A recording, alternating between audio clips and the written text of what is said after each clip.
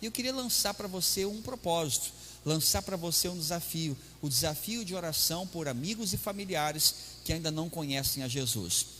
Enquanto estávamos ainda nessa jornada, Deus colocou no meu coração: uma igreja avivada é uma igreja que intercede por salvação. Irmãos, todo o trabalho que nós fizermos nessa igreja, se nós formos a igreja com maior mobilidade na questão social, se a nossa igreja servir a cidade como a prefeitura não serve, e tivermos um excelente trabalho assistencial, mas não formos uma igreja focada na evangelização dos perdidos, na conversão de almas, nós seremos um excelente clube social, mas não uma igreja de Jesus, porque a igreja de Jesus, ela está nessa terra com um propósito de ser sal da terra, luz desse mundo, e anunciar aos que estão perdidos o caminho da salvação. Então a igreja, ela tem uma agenda em que a sua prioridade é a pregação do evangelho da salvação, amém?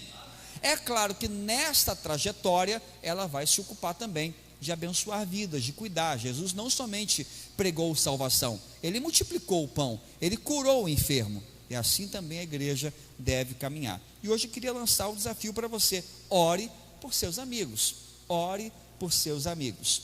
Eu quero ler para você o texto de 1 Timóteo capítulo 2, versículo 1, 3, 4 e 5, peço que você abra a sua Bíblia. Esse texto é um texto poderosíssimo da palavra.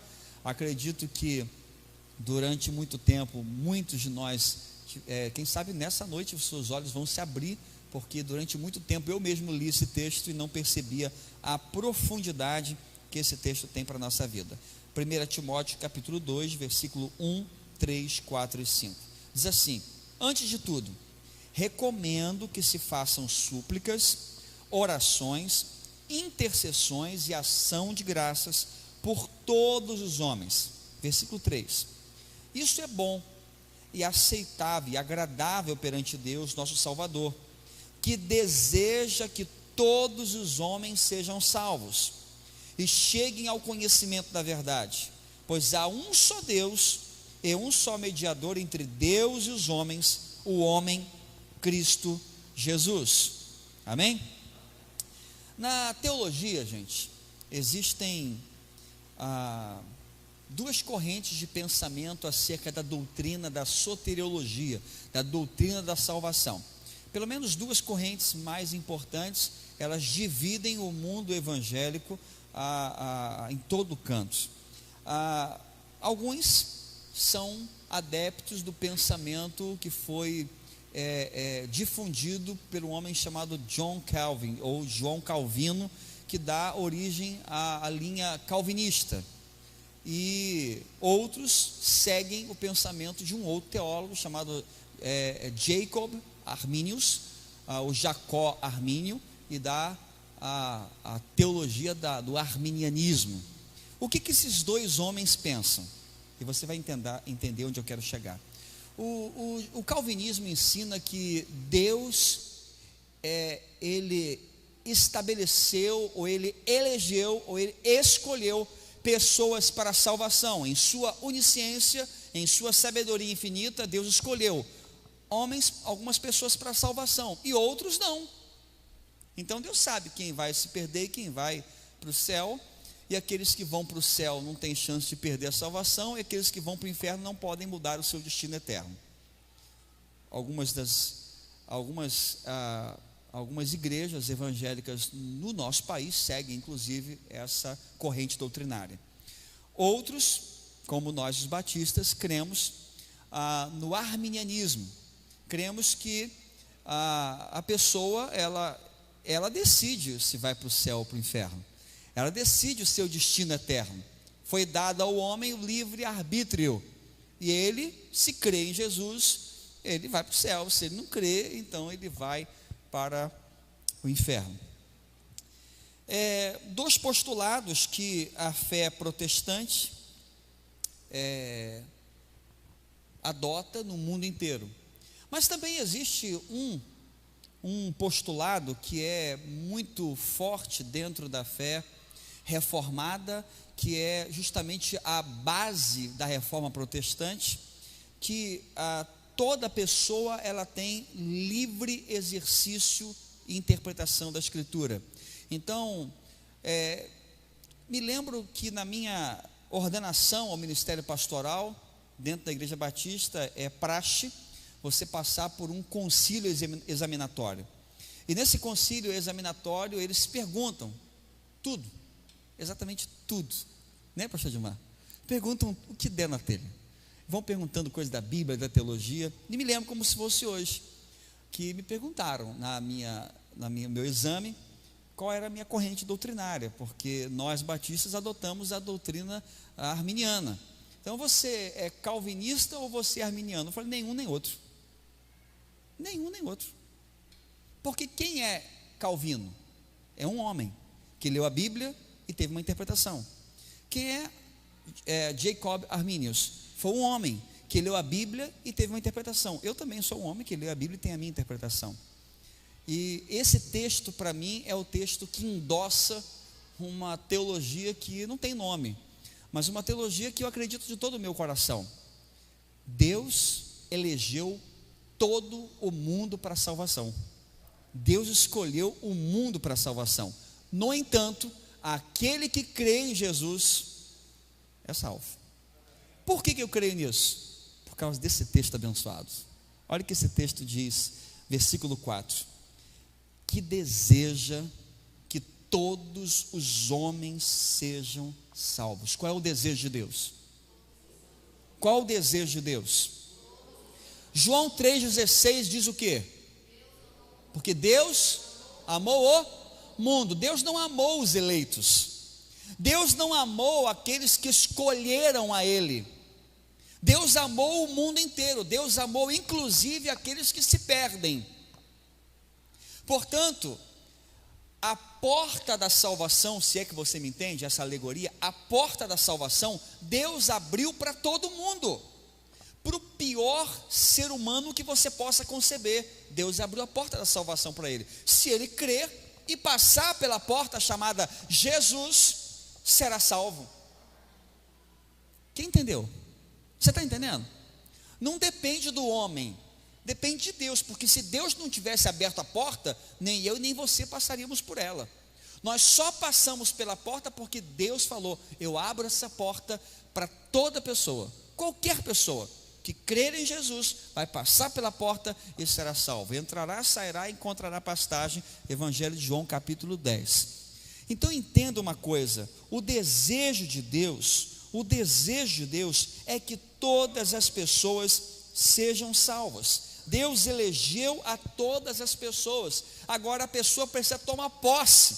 Assim como em um pleito, assim como uma eleição política aqui no Brasil, a pessoa pode ser eleita, mas ela precisa ir lá tomar posse. Se ela não tomar posse, a sua eleição ela vai se caducar, vai se perder. Então Deus elegeu, Deus escolheu, Deus deseja que todos os homens sejam salvos, mas esse homem precisa se posicionar. Então este é o desejo de Deus, que todas as pessoas sejam salvas, mas o seu desejo não interfere no arbítrio humano de decidir passar por esse caminho chamado Jesus ou não passar. Por isso eu escolhi esse texto para endossar justamente a temática que eu queria trazer para você essa noite, é que não existe ninguém que esteja fora do alcance de Deus.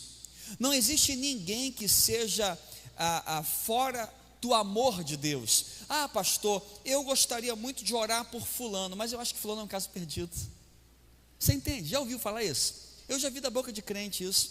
Pastor, eu até gostaria de entrar nesse propósito da oração por um amigo, por um familiar, mas honestamente eu acho que fulano não tem jeito. Eu acho que ele não é para a salvação. Eu acho que Deus não tem um propósito para ele. Eu quero, em primeiro lugar, desconstruir isso na sua cabeça, para que você entenda que é sim desejo de Deus que essa pessoa que você olha e fala assim, pastor, não tem jeito, essa pessoa está fora, essa pessoa Deus não chamou ela para a salvação. Eu queria que você entendesse isso, que essa pessoa sim, ela é alvo do amor de Deus. E por isso devemos orar, porque essa é a recomendação do texto. O texto de Timóteo vai falar, antes de tudo, recomendo que você faça a oração e súplica por todos os homens, por todos os homens. E isso é bom e aceitável diante de Deus, nosso Salvador, o qual deseja que todos os homens sejam salvos. Querido, nós, você e eu, precisamos, a partir de hoje, a igreja toda, assumir um propósito. Nós vamos orar por todas as pessoas, por aquelas que já estão próximas do Evangelho e aquelas que são totalmente resistentes ao Evangelho. Vamos colocar o nomezinho delas lá no mural. E esse propósito agora é diferente do outro.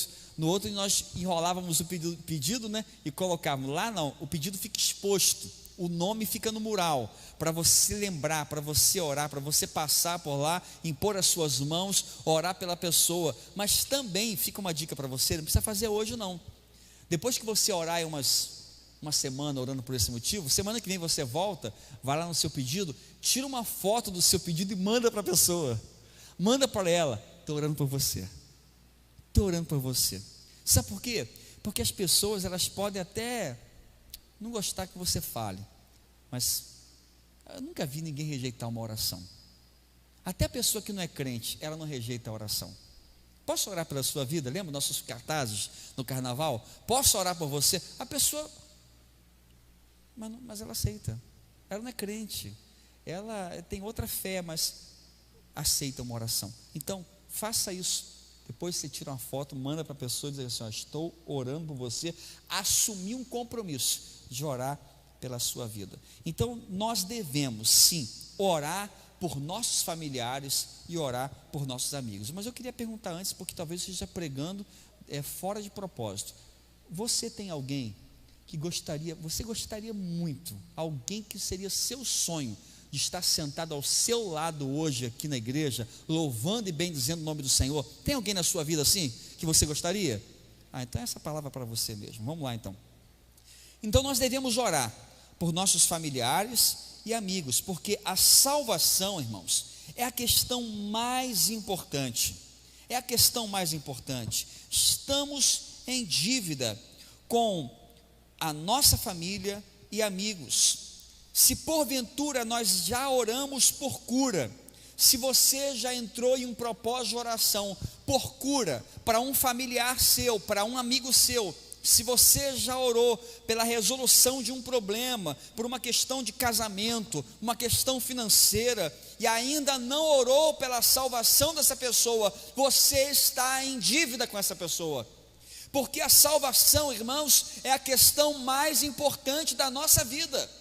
Não adianta você ter o seu corpo saudável, não adianta ter dinheiro no bolso, não adianta ter uma família inabalável e você não ter a salvação. Porque o destino eterno daquele que não tem a salvação, diz a Escritura, que é a perdição. Então por que nós devemos orar por esse propósito? Porque essa é a questão mais importante da nossa vida. Dentre todos os problemas do homem, o mais grave é a questão da salvação, porque aquela pessoa que morre sem Jesus, o que o aguarda, de acordo com a Escritura Sagrada, é a condenação. Isso não é brincadeira, irmãos. Não adianta você querer acender vela depois, para iluminar os caminhos. Não adianta você fazer uma celebração, uma missa, alguma coisa, para que as portas do céu se abram. É aqui nessa terra, é aqui o lugar em que você precisa escolher qual será o seu destino eterno. É nesta vida que você precisa escolher. A Escritura é muito clara quando diz que após a morte vem o juízo. Você vai se apresentar diante de Deus. Foi dado ao homem morrer uma só vez. Então, irmãos, preste atenção que Jesus precisa ser a sua luz aqui nessa terra. Se ele não iluminar o seu caminho aqui nessa terra, não vai adiantar que ele depois iluminar o caminho da pessoa, não adianta. Não adianta em nada resolver as questões aqui na terra, mas não resolver aquela mais importante. Evangelho de Marcos capítulo 8, versículo 36, vamos ler juntos esse texto? Vamos lá. Pois que adianta ganhar o mundo inteiro? Que adianta o homem ganhar o mundo inteiro e perder a sua alma? Você entende isso? Então, irmãos, por que nós devemos orar pela salvação dos nossos amigos e familiares? Porque a pessoa pode perder a sua alma. Pode perder a sua alma. Por que devemos orar pelos nossos amigos e familiares, orar pela conversão? Porque quem gera o convencimento é o Espírito Santo, irmão. Quem gera o convencimento é o Espírito Santo. Evangelho de João, capítulo 16, versículo 8. Quando ele vier, Espírito, convencerá o mundo do pecado, da justiça e do juízo. Quando falamos sobre conversão de nossos amigos e familiares, nós temos uma falsa ideia de que nós não temos argumentos suficientes para convencê-los acerca de Jesus. Essa é uma questão muito recorrente. Essa é uma questão que eu ouço com muita frequência. Pastor, eu vou conversar sobre Jesus e eu uso todos os meus argumentos, mas não são suficientes para convencer a pessoa. O senhor tem alguma carta na manga? O senhor tem algum outro argumento poderoso para eu lançar para a pessoa, para ela ficar de queixo caído? Irmão, não se preocupe com argumentos. Não se preocupe. Isso é um grande engano que foi colocado no coração dos evangélicos. É um grande engano que foi colocado no seu coração. Nós não fomos chamados para convencer absolutamente ninguém. Quem convence? Quem convence? É o Espírito Santo, irmão. Você não consegue convencer o seu filho. Você não consegue convencer a sua esposa, seu esposo. Não adianta você querer convencer outra pessoa. Quem convence é Deus, quem convence é o Espírito Santo. E às vezes, irmãos, em nosso desejo de ver um familiar convertido, nós começamos a entrar em debates que não ajudam em nada. Que não ajudam em nada.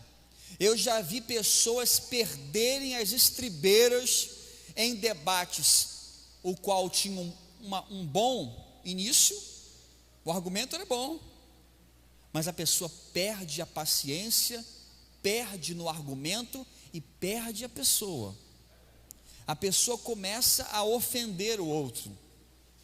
Meu irmão, parece que às vezes nós queremos ganhar a argumentação na marra, na força do nosso debate, mas preste atenção, não se preocupe em ganhar na argumentação, se preocupe em ganhar a pessoa para você.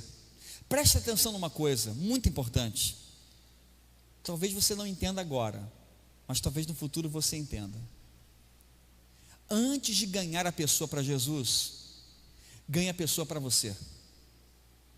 Antes de ganhar a pessoa para Jesus, ganhe a pessoa para você. Você tem duas escolhas: ou ganhar na argumentação e perder a pessoa, ou ganhar a pessoa. Seja amigo dessa pessoa, traga para perto de você, porque quando você for amigo e quando ela estiver próxima de você, você nem vai precisar falar. A sua vida, o seu testemunho falará mais alto. Ninguém vai se interessar em Jesus se não ver Jesus primeiro em você. Nossos argumentos, irmãos, não convencem, mas a nossa vida sim. A nossa vida é um argumento fortíssimo demais. Tenho muita alegria, sempre falo isso, sempre que eu tenho oportunidade, eu falo isso, que eu tenho muitos amigos não cristãos. Amigos não cristãos. Candomblé, católicos, espíritas, agnósticos, ateus. Amigos. Mas quando eu falo, a pessoa ouve. Quando eu falo alguma coisa, a pessoa está atenta. E esse é o segredo, gente. Ganhe a pessoa para você primeiro, que aí na hora certa você vai ter a oportunidade de ministrar a palavra de Deus. Querido, a pessoa não vai te ouvir se você primeiro não saber ouvir. Ouça. Não seja um agressor da fé alheia respeite, não confronte de maneira brutal e ignorante, tenha sabedoria ao falar. Nós perdemos pessoas porque somos ignorantes em nossa fala. Entenda, ignorante e falta de sabedoria. Ah, porque eu sou do candomblé. Deus me livre e guarde, que o sangue de Jesus tem poder. Essa mulher está cheia do capeta. Pelo amor de Deus, que ignorância. Que ignorância. Quem é você para julgar a fé alheia? Ou você acha que dentro de igreja evangélica existem muitos crentes hipócritas também? Gente que está no meio evangélico, mas que também faz tudo errado daquilo que Jesus mandou. Quem somos nós para julgar a fé? Você pode ter o seu convencimento, irmão, você pode ter a sua, mas não confronte, não confronte, ganhe no amor, ganhe no amor. Cuidado com a maneira como você fala, porque a maneira como você fala, você pode atrair ou repelir. Você está me entendendo? Olha o que diz a palavra, vamos lá. Colossenses 4, 5. Sejam sábios no procedimento para com os de fora, aproveitem ao máximo todas as oportunidades. O seu falar seja sempre agradável, temperado com sal, para que saibam como responder a cada um. Você está me entendendo? Pega uma comida, pode ser a comida mais gostosa que for, se você botar muito sal, não vai ficar legal. Concorda comigo? Então não adianta você querer ser muito agressivo. Tenha sabedoria na hora de falar, porque você já entendeu que quem é que convence? É o Espírito Santo. É o Espírito Santo que convence. É Ele que vai convencer. Não tem essa dificuldade, irmãos. Não tem essa dificuldade. Eu me lembro quando eu estava plantando essa igreja aqui, em paralelo eu tinha um grupo pequeno que funcionava em uma empresa, que uma das condições que foi colocada para eu fazer o pequeno grupo foi o seguinte: olha, pastor, para você fazer o pequeno grupo aqui, o esposo era católico e a mulher era da igreja, nossa igreja. Assim, olha, uma das condições é a seguinte: uma era segunda-feira a nossa reunião, uma segunda-feira é o senhor pregando, é o senhor falando, dando estudo, na outra segunda-feira é o padre. Falei, glória a Deus, fechou. Porque tudo que eu quero, irmãos, é a oportunidade de falar. Se me der a oportunidade de falar dentro de um centro de macumba, eu vou. Dentro de um centro espírita, eu vou. Na mesa branca, eu vou. Na encruzilhada, eu vou. Não tem menor problema, menor dificuldade. Irmãos, nós vamos pregar lá no bloco lá do peixe feio, gente. No carnaval. Isso aí é fichinha para a gente. Isso é fichinha, tranquilo, de boa. Vocês sabem o que é, né? Lembrado? Faz tanto tempo que não tem, né? Que a gente até esqueceu o carnaval no meio do bloco, do pior bloco em Araruama, a gente vai pregar lá no meio. Então, não tem dificuldade não, gente. Aí eu fui lá, na minha segunda-feira, dei o estudo, uma benção, o pessoal participou. Na outra segunda-feira, era a vez do padre. O que aconteceu? Eu fui. Por quê? Ele vai falar? Eu vou para prestigiar. Sentei no meu banquinho, aí ele chegou, vamos dividir. Não, padre, que isso? Hoje o senhor está com a palavra, e eu vim para sentar para receber a sua ministração. O que o senhor falar, eu vou ouvir. Eu quero ouvir o que você vai falar. Aí ele ficou lá assim, falou tal. Eu fiquei quietinho na minha, não fiquei interferindo não, irmão. Porque eu podia ficar interferindo, não podia? Não é assim não, hein? Maria não, sei lá, olha isso, a Bíblia não fala isso não. Não, ó, bico fechado. Bico fechado, falou, estou lá, prestigiei. Na semana seguinte, o que eu esperava? Na semana seguinte eu esperava o quê? Eu vou dar o estudo e o padre vem também. Aí não veio. Tudo bem, não tem problema, dei meu estudo. Aí na segunda-feira seguinte, que era a vez dele de novo, aí não foi mais. E foi embora. Aí foi tudo segunda-feira, foi eu e eu. Gente, não perca a oportunidade. Não perca a oportunidade. Tenha sabedoria. Quem convence é o Espírito Santo. Presta atenção uma coisa, para terminar esse ponto aqui. Deus não precisa de advogado de defesa. Ele chamou você para ser testemunha. Porque ninguém vai falar mal. Vai falar. Mas você não... Deus sabe se defender, você entende isso? Deus sabe se defender. Se preocupa com isso não. Ah, mas fulano está ofendendo a fé evangélica. Não se preocupa com isso. Deus sabe se defender muito bem, amém? Sabe se defender, tá? Então você foi chamado para testemunhar. Quem convence é o Espírito Santo. Então, ore pelos seus amigos e pela sua família. E terceiro, para terminar, por que nós devemos orar por eles? Porque a nossa guerra é espiritual. A nossa guerra é espiritual. Efésios capítulo 6, versículo 12 e 18. Olha só. Pois a nossa luta não é contra, mas contra os poderes, autoridades, contra os dominadores deste mundo de trevas, contra as forças espirituais da maldade nas regiões celestiais. Orem no Espírito em todas as ocasiões, com toda oração e súplica, tendo isso em mente. Tendo o que em mente? Que a nossa luta não é contra homens, a nossa luta não é contra pessoas.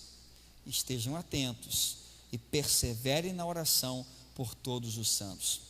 O inimigo sagazmente nos fez acreditar que o nosso maior problema são as pessoas resistentes ao Evangelho ou até ofensivas ao Evangelho.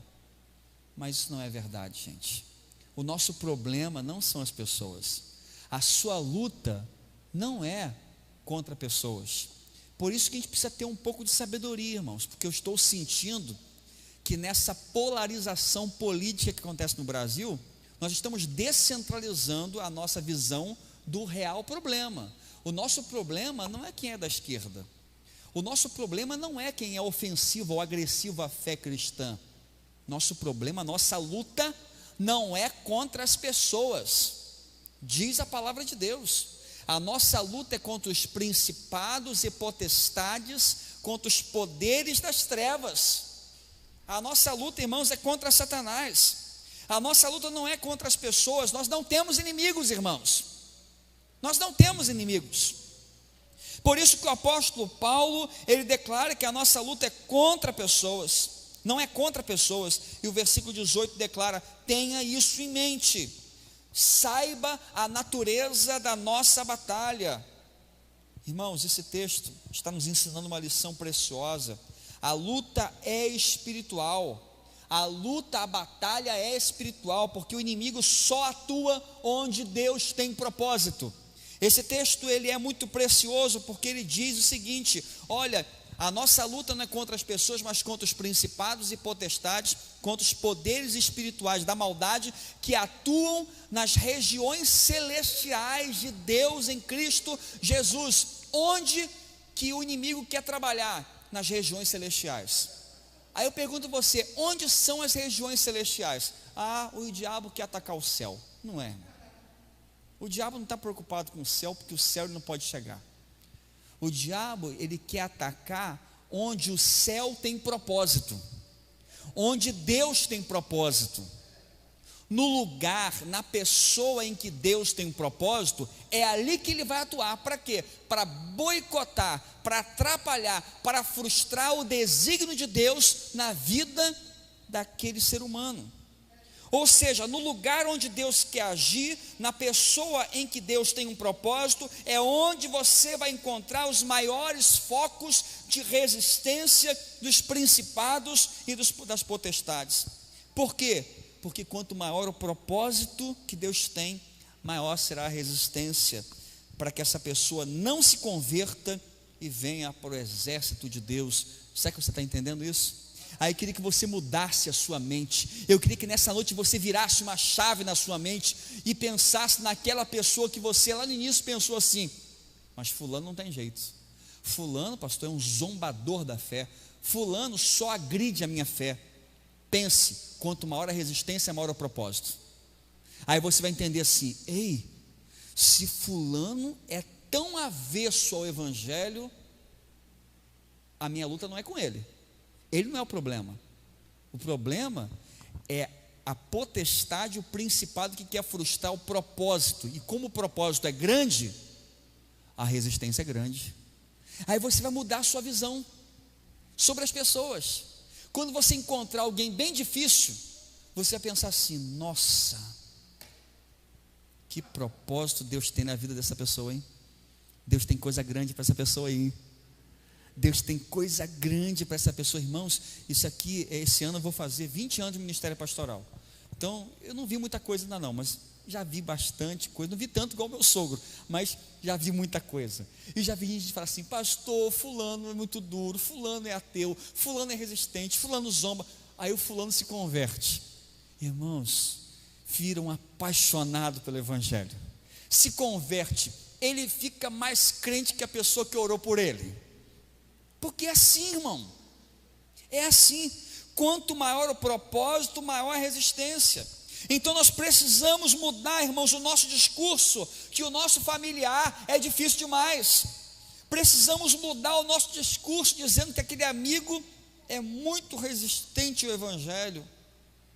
A nossa luta não é contra pessoas. A minha luta não é contra o meu familiar ou o meu amigo, mas é por ele, pelo meu familiar, pelo meu amigo. Irmãos, e saiba, ainda que essa pessoa ignore suas palavras, ele não tem defesa contra as suas orações. Pastor Rick Warren diz isso, eu gosto muito de repetir. As pessoas podem até resistir às suas palavras, mas não possuem defesa alguma contra as suas orações. Você entende que hoje você vai entrar num propósito que a pessoa fala assim: eu não aceito que você venha aqui pregar de Jesus para mim não. Tudo bem, seu nome está na minha lista branca, vou orar por você. Não quero que ore. A pessoa pode proibir você de orar? Ela pode proibir você de orar? Não. Vou orar assim mesmo. Ela não tem a menor chance contra a sua oração. Ela não tem a menor defesa contra a sua oração. Então, irmãos, vamos levantar um clamor por nossos familiares e amigos que ainda não conhecem a Jesus. Vamos nos comprometer em orar por eles. Ah, pastor, mas eu só vou orar. A oração de um justo pode muito em seus efeitos. Vamos orar, irmãos, para que o céu se abra. Vamos orar para que os principados e potestades caiam por terra. Vamos colocá-los em nossa lista daqueles que são jurados para a vida. Eu me lembro que quando comecei a namorar a Raquel, eles vieram, o pastor estava vindo de uma cidade aqui no interior do estado chamado São Fidélis, e lá parece que tinha um lugar, era o banheiro da rodoviária, não era? O banheiro da rodoviária tinha uma lista daqueles que estavam jurados de morte, pessoas que fizeram alguma coisa que desagradou alguém, jurado de morte, botava uma lista no banheiro da rodoviária. Aqui nós vamos fazer uma lista, irmãos, dos jurados para a vida eterna, amém? E vamos colocar os nomes dele no mural lá. E eu fiz, irmãos, para facilitar a nossa dinâmica, esse papelzinho que você vai encontrar lá atrás, tá? É um compromisso de oração, é sério, preste atenção, porque esse papelzinho aqui não vai fazer nada, esse papel não vai orar pelo seu familiar não, é você que tem que orar, tá bom? Esse papelzinho aqui não é que nem aquele papelzinho que o pessoal bota lá no Muro das Lamentações, e o papelzinho, não, é você que tem que orar, mas é um compromisso que você firma hoje. A sua vida é muito importante para mim, imagina para Deus. Eu, escreve seu nome, tá? Assumo compromisso de oração pela sua vida, aí você bota o nome da vítima, da vítima, porque ele vai ser alcançado, o Espírito Santo já vai tocar nele agora, para que Deus lhe abençoe grandemente, não é isso? E para que você receba o maior presente que Deus quer te dar. Qual é o maior presente, gente? Salvação. Coloca a data, que é bom colocar a data para você saber. O texto que eu li hoje está aqui para fundamentar. Aí você vai colocar lá, tem um pregadorzinho de roupa, nem é para levar de lembrança não, gente, pelo amor de Deus, tá? O pregador é para ficar lá, gente, no mural. Você vai colocar o seu pedido aberto, não vai dobrar, vai deixar lá aberto. Ai, pastor, mas a minha lista de jurado para a vida é muito grande, o que eu faço? Olha, você pode preencher vários, se quiser. Você pode pegar esse aqui e colocar. Eu acho que é melhor colocar mais de um. Sabe por quê? Porque se você for tirar a foto para mandar para a vítima, ele vai, se botar um monte aqui atrás, vai aparecer um monte de nome de muita gente. Então você coloca o nome de um a um, que está jurado. Eu, João, eu assumo oração pela sua vida, Maria. Coloca lá Maria. Aí você vai orar por ela. Aí depois você vai tirar uma foto e vai mandar para a pessoa. Estou orando pela sua vida. Só fala isso. Estou orando por você. Mas eu não preciso de oração. Ainda assim estou orando por você.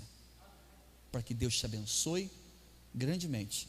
E para que você receba o maior presente que Deus tem para a sua vida. Amém? Irmãos, vamos ingressar nessa jornada. Eu quero convidar você a dar uma chegadinha lá atrás. Se ainda não fez, faça agora. Nós vamos para o nosso propósito de oração. Hoje eu quero desafiar você a anotar o nome de alguém que você quer ver convertido, transformado, regenerado. Coloca o nome, pega o papelzinho, escreve. Antes de colocar de volta, você vai orar pela pessoa.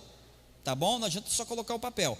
Pega o nome, preenche, ore pela pessoa. Quiser orar de joelho, ora de joelho. Quiser orar em pé, ora em pé. Quiser orar sentado, ora sentado. Mas você vai orar pela pessoa. Depois que você orou, vai lá e coloca no mural. Amém?